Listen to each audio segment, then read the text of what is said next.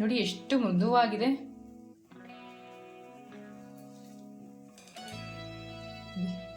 ಎಷ್ಟು ಸಾಫ್ಟ್ ಆಗಿದೆ ಅಂದರೆ ಬಾಯಲ್ಲಿ ಇಟ್ಟರೆ ಹಂಗೆ ಕರ್ಗೋಗುತ್ತೆ. ಹಾಯ್, ಎಲ್ರಿಗೂ ನಮಸ್ಕಾರ. ಆರ್ ಅಡುಗೆ ಮನೆಗೆ ಸ್ವಾಗತ. ಇವತ್ತು ದೋಸೆ ಮತ್ತೆ ಹೈ ಪ್ರೋಟೀನ್ ಪಲ್ಯ ಮಾಡ್ತಾ ಇದೀನಿ. ಈ ದೋಸೆಲಿ ಏನಪ್ಪಾ ಸ್ಪೆಷಲ್ ಅಂತ ಕೇಳ್ತೀರಾ? ಇದಕ್ಕೆ ಉದ್ದಿನ ಬೇಳೆ, ಅವಲಕ್ಕಿ ಏನು ಬಳಸದೆ ಮಾಡ್ತಾ ಇದೀನಿ. ಈ ರೆಸಿಪಿ ಎಲ್ಲಾದ್ರೂ ನೋಡಿದ್ರೆ ಕಮೆಂಟ್ ಮಾಡಿ ತಿಳಿಸಿ. ಬನ್ನಿ ಹೇಗ್ ಮಾಡೋದು ಅಂತ ಮುಂದೆ ವಿಡಿಯೋದಲ್ಲಿ ನೋಡೋಣ. ನಮ್ಮ ಚಾನೆಲ್ ಫಸ್ಟ್ ಟೈಮ್ ನೋಡ್ತಿರೋ ಸಬ್ಸ್ಕ್ರೈಬ್ ಮಾಡೋದು ಮರಿಬೇಡಿ. ಲೈಕ್ ಮಾಡಿ, ಶೇರ್ ಮಾಡಿ, ಕಮೆಂಟ್ ಮಾಡಿ. ಮೊದಲೇದಾಗಿ ದೋಸೆಗೆ ಅಕ್ಕಿ ನೆನೆಸ್ಕೊಂಡ್ಬಿಡೋಣ. 3 ಪಾವ್ ಅಕ್ಕಿ ತಗೊಂಡಿದ್ದೀನಿ, ಅದನ್ನ ಹಾಕೊಂತಾ ಇದ್ದೀನಿ. ನಾನು ರೇಷನ್ ಅಕ್ಕಿ ತಗೊಂಡಿದ್ದೀನಿ, ನಿಮ್ಗೆ ಬೇಕಾದ್ರೆ ಯಾವ ಅಕ್ಕಿ ಬೇಕಾದ್ರೆ ಯೂಸ್ ಮಾಡ್ಬೋದು. ಇವಾಗ ನೀರು ಹಾಕೊಂಡು 1 2 ರಿಂದ 3 ಸರಿ ಚೆನ್ನಾಗಿ ತೊಳ್ಕೊಂಬಿಡೋಣ. ಅಕ್ಕಿ ಧೂಳಿರುತ್ತೆ.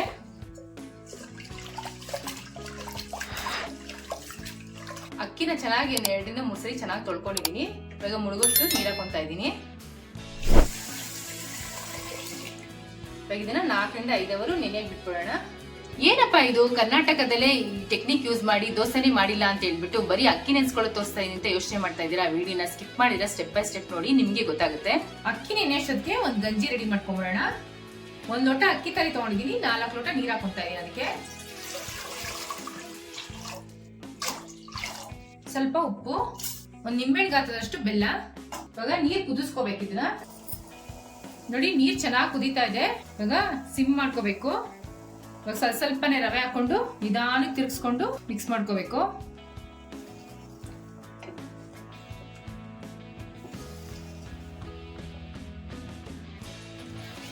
ಒಂದ್ ಸ್ವಲ್ಪನೂ ಗಂಟಾಗಬಾರ್ದು, ಆ ತರ ಮಿಕ್ಸ್ ಮಾಡ್ಕೋಬೇಕು. ಆದಷ್ಟು ಲೋ ಅಲ್ಲೇ ಇಟ್ಕೋಬೇಕು ಫ್ಲೇಮ್ನ.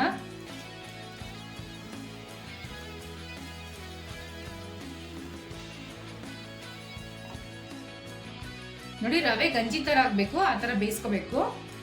ನೋಡಿ, ಅಕ್ಕಿ ತರಿ ಚೆನ್ನಾಗಿ ಬೆಂದು ಗಂಜಿ ತರ ಆಗಿದೆ. ಇವಾಗ ಸ್ಟವ್ ಆಫ್ ಮಾಡ್ಕೊಂಡ್ಬಿಡೋಣ. ಇದಕ್ಕೆ 1 ಲೋಟ ನೀರು ಹಾಕ್ಬಿಟ್ಟು ತೆಗ್ದಿಟ್ಕೊಂಡ್ಬಿಡೋಣ ಪಕ್ಕಕ್ಕೆ. ಇವಾಗ ಇದು ತಣ್ಣಗಾಗ್ಬೇಕು. ಅಕ್ಕಿ 4 ರಿಂದ 5 ಅವರ್ ಚೆನ್ನಾಗಿ ನೆನಿದೆ. ಇವಾಗ ರುಬ್ಕೊಂಡ್ಬಿಡೋಣ. ಒಂದು ಮಿಕ್ಸಿ ಜಾರ್ ತಗೊಂಡು ಅಕ್ಕಿ ಹಾಕೊಂತಾ ಇದ್ದೀನಿ. ನೋಡಿ, ಈ ತರ ನೈಸಾಗಿ ರುಬ್ಕೋಬೇಕು. ನೋಡಿ, ಅಕ್ಕಿನ ನೈಸಾಗಿ ಈ ತರ ರುಬ್ಬಿಟ್ಕೊಂಡಿದ್ದೀನಿ. ಅಕ್ಕಿ ತರಿ ಗಂಜಿ ಮಾಡ್ಕೊಂಡಿದ್ವಲ್ಲ, ಮತ್ತೆ ತಣ್ಣಗಾಗಿದೆ. ಇವಾಗ 2 ಮಿಕ್ಸ್ ಮಾಡ್ಕೊಂಡ್ಬಿಡೋಣ. ಇವಾಗ ರುಚಿಗೆ ತಕ್ಕಷ್ಟು ಉಪ್ಪು ಹಾಕೊಂತಾ ಇದೀನಿ. ಇವಾಗ ಇದನ್ನ ಮಿಕ್ಸ್ ಮಾಡ್ಕೊಂಡ್ಬಿಡೋಣ. ಚೆನ್ನಾಗಿ ಅಕ್ಕಿನೂ ಮತ್ತೆ ಅಕ್ಕಿ ತರಿನೂ ಹೊಂದ್ಕೊಳ್ಳೋಂಗೆ ಮಿಕ್ಸ್ ಮಾಡ್ಕೋಬೇಕು. ನೋಡಿ, ಚೆನ್ನಾಗಿ ಮಿಕ್ಸ್ ಮಾಡ್ಕೊಂಡಾಗಿದೆ. 1 ಪಾವ್ ಮೊಸರನ್ನ ಚೆನ್ನಾಗಿ ಕಡ್ದಿಟ್ಕೊಂಡಿದೀನಿ, ಅದನ್ನ ಹಾಕೊಂತಾ ಇದೀನಿ. ಇವಾಗ ಇನ್ನೊಂದ್ಸರಿ ಮಿಕ್ಸ್ ಮಾಡ್ಕೊಂಡ್ಬಿಡೋಣ. ನೋಡಿ, ಇವಾಗ ಮಿಕ್ಸ್ ಮಾಡ್ಕೊಂಡಾಗಿದೆ. ಇದನ್ನ ಓವರ್ ನೈಟ್ ನೆನೆಯಾಗಿ ಬಿಟ್ಬಿಡೋಣ. ದೋಸೆ ಹಿಟ್ಟು ಚೆನ್ನಾಗಿ ನೆಂದಿದೆ ಓವರ್ ನೈಟು. ಇವಾಗ ಒಂದ್ಸರಿ ಮಿಕ್ಸ್ ಮಾಡ್ಕೊಂಡ್ಬಿಡೋಣ. ನೋಡಿ, ಎಷ್ಟು ಗಟ್ಟಿ ಇತ್ತು, ಎಷ್ಟು ತೆಳ್ಳಗಾಗಿದೆ. ಇವಾಗ ಒಂದು ಅರ್ಧ ಟೇಬಲ್ ಸ್ಪೂನ್ ಸೋಡಾ ಹಾಕೊಂತಾ ಇದ್ದೀನಿ. ಇದೊಂದ್ಸರಿ ಮಿಕ್ಸ್ ಮಾಡ್ಕೊಂಡ್ಬಿಡೋಣ. ಇವಾಗ ಇದನ್ನ 10 ನಿಮಿಷ ನೆನೆಗೆ ಬಿಟ್ಬಿಡೋಣ. ನೆನೆಯೋಷ್ಟಕ್ಕೆ ಒಂದು ಪಲ್ಯ ರೆಡಿ ಮಾಡ್ಕೊಂಡ್ಬಿಡೋಣ. ಪಲ್ಯ ಅಂದರೆ ಯಾವಾಗಲೂ ಆಲೂಗಡ್ಡೆ ಪಲ್ಯ, ಸಾಗು, ಚಟ್ನಿ ಮಾಡಿರ್ತೀರಾ. ಆದರೆ ಇವತ್ತೊಂದು ಡಿಫ್ರೆಂಟಾಗಿ ಪಲ್ಯ ಮಾಡ್ತಾ ಇದ್ದೀನಿ. ವಿಡಿಯೋನ ಸ್ಕಿಪ್ ಮಾಡಿದ್ರೆ ಸ್ಟೆಪ್ ಬೈ ಸ್ಟೆಪ್ ನೋಡಿ. 150 ರಿಂದ 200 ಗ್ರಾಮ್ ಸೋಯಾ ಚಂಕ್ಸ್ ತಗೊಂಡಿದ್ದೀನಿ, ಅದನ್ನ ನೆನೆಸ್ಕೊಂತಾ ಇದ್ದೀನಿ. ನೋಡಿ, ಈ ತರ ಬಿಸಿನೀರು ಕಾಯಿಸಿಟ್ಕೊಂಡಿದ್ದೀನಿ, ಅದನ್ನ ಹಾಕೊಂತಾ ಇದ್ದೀನಿ. ತಣ್ಣೀರಲ್ಲೂ ನೆನೆಸ್ಕೋಬಹುದು ಟೈಮ್ ಇದ್ರೆ. ಬಿಸಿನೀರು ಹಾಕೋದ್ರಿಂದ ಬೇಗ ನೆನೆಯುತ್ತೆ. ಇವಾಗ ಇದು ನೆನೆಯೋಷ್ಟೊತ್ತಿಗೆ ಒಂದು ಒಗ್ಗರಣೆ ಮಾಡ್ಕೊಂಡ್ಬಿಡೋಣ.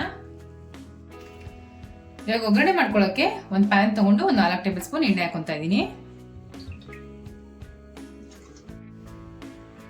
ನೋಡಿ, ಎಣ್ಣೆ ಕಾದಿದೆ. ಒಂದು ಅರ್ಧ ಟೇಬಲ್ ಸ್ಪೂನ್ ಜೀರಿಗೆ ಹಾಕೊಂತಾ ಇದ್ದೀನಿ. ಒಂದು ಸ್ವಲ್ಪ ಕರಿಬೇವು, ಸ್ವಲ್ಪ ಹಸಿಮೆಣಸಿನಕಾಯಿ, ಈರುಳ್ಳಿನ ಸಣ್ಣ ಕಟ್ ಮಾಡಿ ಇಟ್ಕೊಂಡಿದ್ದೀನಿ, ಅದನ್ನ ಹಾಕೊಂತಾ ಇದ್ದೀನಿ. ಈರುಳ್ಳಿನ ಸ್ವಲ್ಪ ಎಣ್ಣೆಲೆ ಫ್ರೈ ಮಾಡ್ಕೊಂಡ್ಬಿಡೋಣ. ಈರುಳ್ಳಿ 1 2 ರಿಂದ 3 ನಿಮಿಷ ಫ್ರೈ ಮಾಡ್ಕೊಂಡಿದ್ದೀನಿ. ಈರುಳ್ಳಿ ಚೆನ್ನಾಗಿ ಬಾಡಿದೆ. ಇವಾಗ 1 ಟೇಬಲ್ ಸ್ಪೂನ್ ಶುಂಠಿ ಬೆಳ್ಳುಳ್ಳಿ ಪೇಸ್ಟ್ ಹಾಕೊಂತಾ ಇದ್ದೀನಿ. ಇವಾಗ ಒಂಚೂರು ಇದನ್ನ ಫ್ರೈ ಮಾಡ್ಕೊಂಡ್ಬಿಡೋಣ.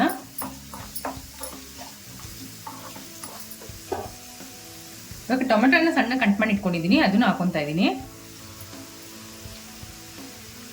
ರುಚಿಗೆ ತಕ್ಕಷ್ಟು ಉಪ್ಪು ಹಾಕೊಂತಾ ಇದ್ದೀನಿ.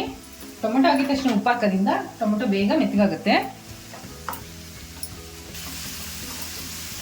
ಸೋಯಾ ನೆನೆಸ್ಕೊಂಡ್ಬಿಟ್ರೆ 10 ನಿಮಿಷಕ್ಕೆ ಮಾಡ್ಕೊಂಡ್ಬಿಡ್ಬೋದು ಈ ಪಲ್ಯನ. ತುಂಬ ಟೇಸ್ಟಿಯಾಗೂ ಇರುತ್ತೆ. ಯಾವಾಗಲೂ ಒಂದೇ ಥರ ಪಲ್ಯ ಮಾಡಿರ್ತೀರ ದೋಸೆಗೆ, ಆದರೆ ಈ ಥರ ಪಲ್ಯ ಟ್ರೈ ಮಾಡಿ, ತುಂಬ ಚೆನ್ನಾಗಿರುತ್ತೆ. ಮತ್ತು ಸೋಯಾ ಒಳ್ಳೆ ಪ್ರೋಟೀನ್ ಬೇರೆ. ಇವಾಗ ಟೊಮೆಟೊ ಚೆನ್ನಾಗಿ ಮೆತ್ತಗಾಗಿದೆ.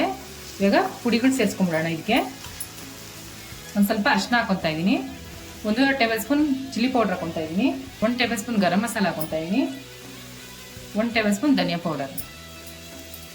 ಇದನ್ನು ಮಿಕ್ಸ್ ಮಾಡ್ಕೊಂಡ್ಬಿಡೋಣ. 2 ರಿಂದ 3 ನಿಮಿಷ ಮಸಾಲೆ ಪುಡಿಗಳು ಚೆನ್ನಾಗಿ ಫ್ರೈ ಆಗಿದೆ. ಇವಾಗ 1 ಲೋಟ ನೀರು ಹಾಕೊತಾ ಇದ್ದೀನಿ.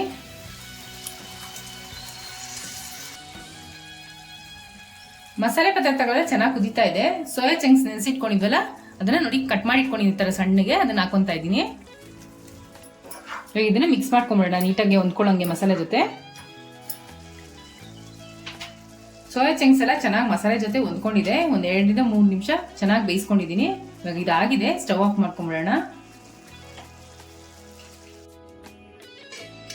ದೋಸೆ ಇಟ್ಟು 10 ನಿಮಿಷ ರೆಸ್ಟ್ ಆಗಿದೆ. ದೋಸೆ ಇಟ್ಕೊಂಬಿಡೋಣ. ದೋಸೆ ಮಾಡ್ಕೊಳ್ಳೋಕೆ ಹೆಂಚು ಕಾಯಕ್ಕೆ ಇಟ್ಕೊಂಡಿದ್ದೀನಿ. ಇವಾಗ ದೋಸೆ ಇಟ್ಕೊಂಬಿಡೋಣ. ನೋಡಿ ಇದನ್ನ ಸ್ಪ್ರೆಡ್ ಮಾಡಬಾರ್ದು, ಹಾಕ್ಬಿಟ್ಟು ಬಿಟ್ಬಿಡ್ಬೇಕಷ್ಟೇನೆ.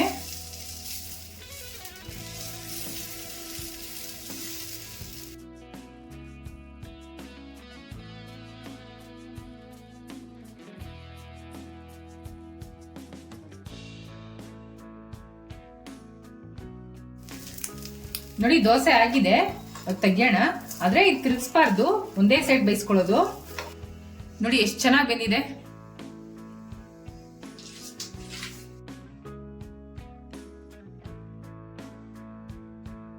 ಅಕ್ಕಿ ತರಿ ಆಪಂ ದೋಸೆ ಮತ್ತೆ ಸೋಯಾ ಚಂಕ್ಸ್ ಪಲ್ಯ ರೆಡಿ ಆಗಿದೆ. ಟ್ರೈ ಮಾಡಿಬಿಟ್ಟು ಹೇಗಿತ್ತು ಅಂತ ಕಮೆಂಟ್ ಬಾಕ್ಸ್ ಅಲ್ಲಿ ತಿಳಿಸಿ. Thanks for watching our video.